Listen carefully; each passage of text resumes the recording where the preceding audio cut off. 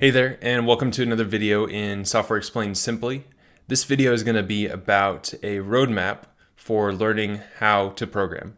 I've had a lot of people talk to me and say that they really are excited to learn how to program, but they don't know how, what path to follow. So I hope in this video to lay out a roadmap for those of you who want to kind of blaze trails ahead. I still want to do in-depth videos like my webpage one on a lot of different topics, but you probably will want to go faster than I can produce the videos or go deeper. So in this video, I'm going to kind of explain a path you can take with some qualifications around it. So if you're ready to get going, you can do that. So there's kind of two paths here that you can take. And one is if you want to be employed as fast as possible. And then the other is if you just want to learn programming really for your own interests, your own purposes. So just out of for fun, or if you have an idea you want to make, there's kind of that route. And they both follow the same path, except if you want to be employed full time, I kind of have a different, there's one thing at the beginning that I think is important for you to know. If you want to be employed as fast as possible, you want to learn something that is in your area, because that's most likely where you're going to get your first job. It's difficult to get a remote job for your first programming job. A lot of companies don't want to do that or are just not equipped with the processes and people they need to make that successful. So you want to learn something where you can get a job in your area if possible. So if you want to be employed as fast as possible, you should learn the technology that is in your area. And I think the best way to do this is to talk to recruiters in your area. If you haven't used a tech recruiter before, they're kind of like real estate agents for tech jobs. So their job is to go and find potential companies that you would fit well in and set you up with interviews. And so this is totally free for you. And when they place you in a successful company, so they give you the interview, you get accepted and hired, they get paid by the company for placing you. So totally free for you, but they have the kind of heartbeat of what languages and technologies and companies are hiring.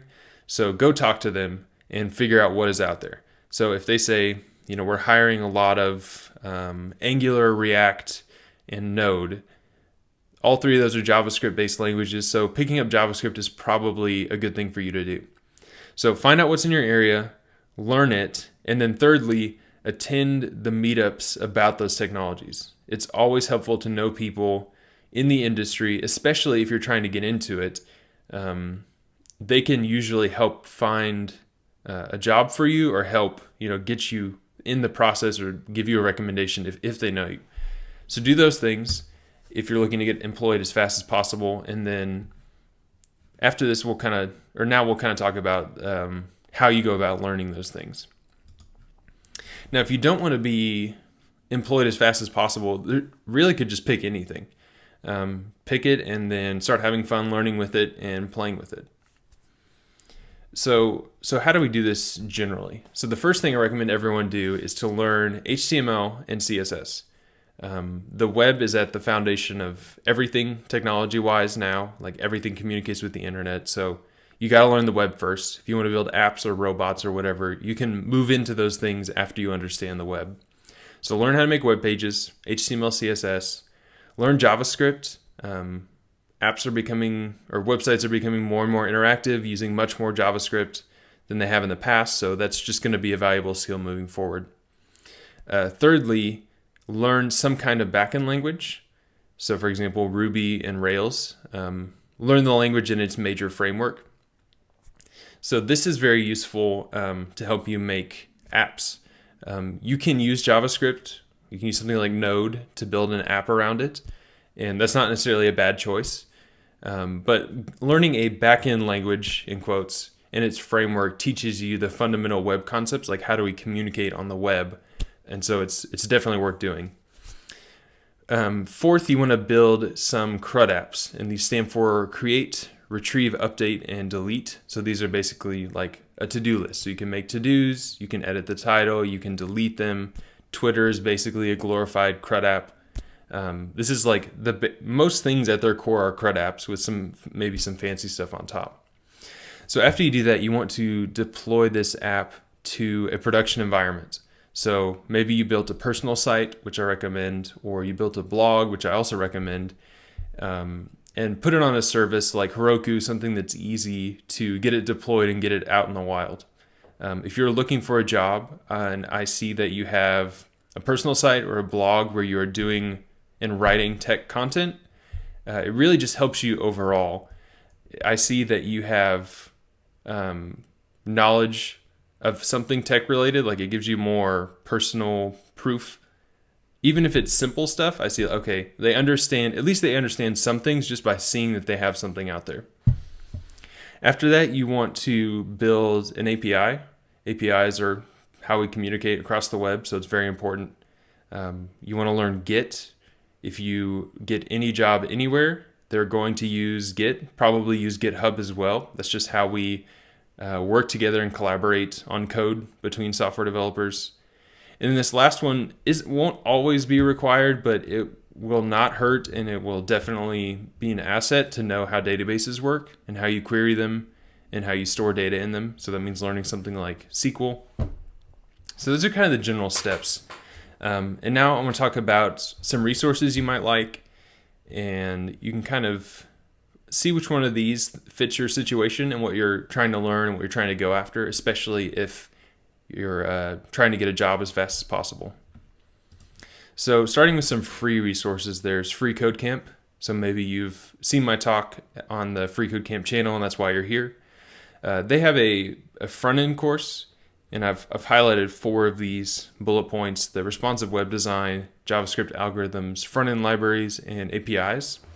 And so if you talk to a recruiter and they say, React, Angular, Node is big here, this is probably a good option to go through. Kind of start at the ground up from HTML, CSS, and go all the way through building JavaScript apps. Next are sites like HackerRank and Exorcism.io. These are, I think, free for the user, and they're basically kind of like code challenges. So once you pick a language like JavaScript or Ruby, you can kind of do these little puzzles to help you hone and refresh your skills. So for example, like they give you a list of numbers and they tell you to remove duplicates and put them from highest to lowest. And so, you'll write a, 2-3 line Ruby or JavaScript code function just to solve that problem. And it'll show you how other people have done it. So it's a good way to kind of keep your skills sharp. Now I'm going to talk about some resources that are for Rails specifically. And before I do that, I want to talk about why I recommend Rails. I don't recommend Rails for everybody, but I do think it is probably the best option for the majority of people. Now, keep in mind that anywhere on the internet, you're going to find people, programmers who are debating what the best language is for new people or just in general. So this is a highly opinionated topic. My career started doing Rails, and I've done a lot of Rails since. So I obviously have some biases here, so keep that in mind.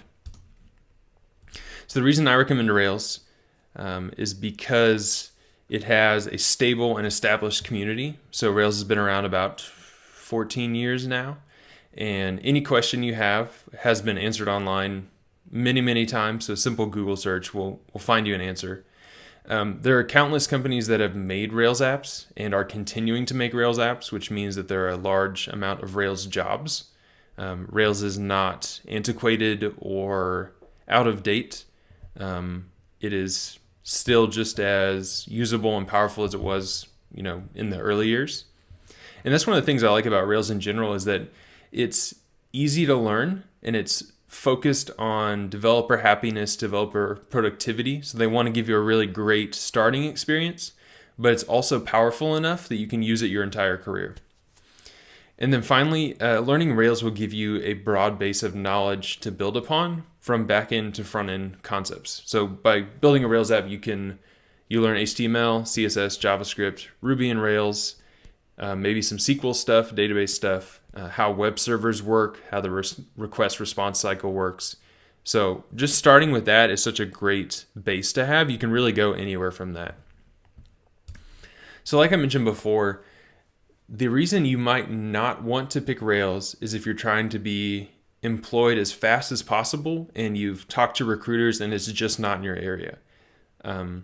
So if your priority is speed to first job and Rails is not in your area, then I probably wouldn't pick Rails as the first thing you do. So all that kind of preamble being said, some resources for Rails. The most iconic one is the Ruby on Rails tutorial. I went through this when I first started, and it starts you right at the beginning, installing Rails, and then builds up through, I think, unless they've changed it, you build a Twitter clone. So from ground up all the way to a fully built Rails app running on Heroku production environment. So absolutely great tutorial.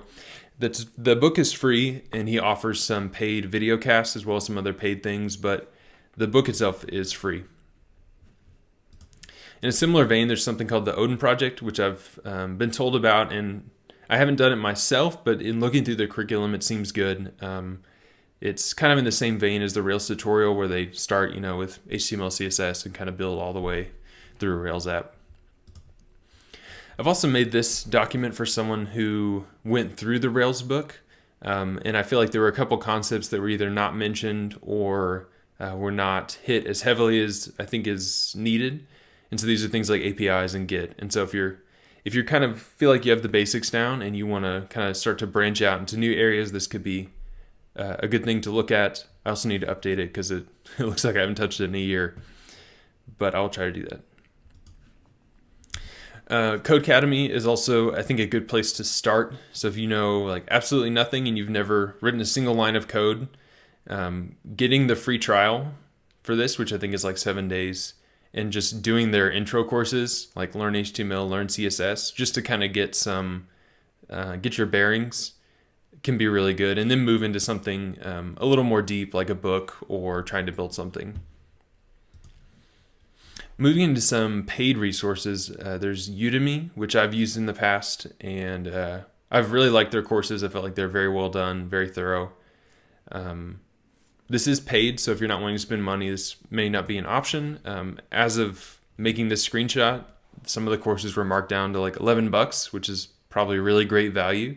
I don't know that I would pay $200 for that, but up to you.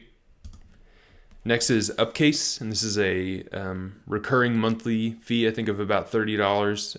And they have a wide variety of topics, and they do video lessons, and I've used this for their Vim content, and I liked it. But keep in mind, I think a lot of the times work was also paying for this. So, maybe it's worth it for you, maybe it's not. And then finally, there's kind of the old-fashioned book approach. There's this site called the Pragmatic Bookshelf, or pragprog.com. And this is, if you like books and it works well for you, this might be a good option. Let's say you want to learn Ruby. This programming Ruby book is kind of like the Ruby Bible. And so it goes very deep and very in-depth on everything in Ruby. So like even today for me, I would not read this book front to back. I would kind of read into each chapter until it started to get too deep or it started to feel less relevant, and then move on from there. But it can be great to kind of really understand the core language itself. So finally, a couple kind of miscellaneous things I think are just fun or will help you kind of inundate yourself with the tech programming culture. This first one is a blog by Jeff Atwood called Coding Horror. He's a co-founder of Stack Overflow, which if you're not familiar with Stack Overflow, you will be very soon. And he just blogs about programming and tech things kind of in general, but he has a really fun style that I like. The second one is Hacker News, or the Hacker News letter, which is just the best of Hacker News emailed to you every week. And this is kind of just industry news. So if a company is acquired or announces a new product, or somebody builds a Nintendo 64 emulator using sticks and twigs, like they'll post it there. And so this is kind of just like a great industry knowledge and for fun thing. You can find a lot of interesting reads in there, just kind of about programming, startup, company life in general. The third is Thoughtbot, and they're a Ruby and Elixir consultancy. And they have a blog that is useful as well as a lot of podcasts. So if you like podcasts, they have a good amount of options there. The fourth one is Hansel Minutes, which is a podcast by a guy named Scott Hanselman. And I think he's one of the people who worked on the original Microsoft Word, I want to say. But has been a big .NET person, so if .NET's the way that you end up going, he could be interesting to listen to. And then finally is SKCD, which is a webcomic that covers everything from math to language, space, science, programming. It's really just a fun and funny webcomic that you'll see referenced a lot in kind of tech world, but it's just fun to follow. Okay, that's all I'm going to talk about now. I hope this was helpful. If you have any questions or comments, feel free to leave those below, or if you'd like maybe a little more personalized guidance, or if you have a resource that you've tried that you really liked, you can put that below too. You can feel free to reach out to me on Twitter. That's my handle there, as well as my GitHub handle. And I'll continue making the Software Explained Simply videos and continuing to do that, but just wanted to give you a little head start if you're ready to get going. All right, thanks for watching. I'll see you next time.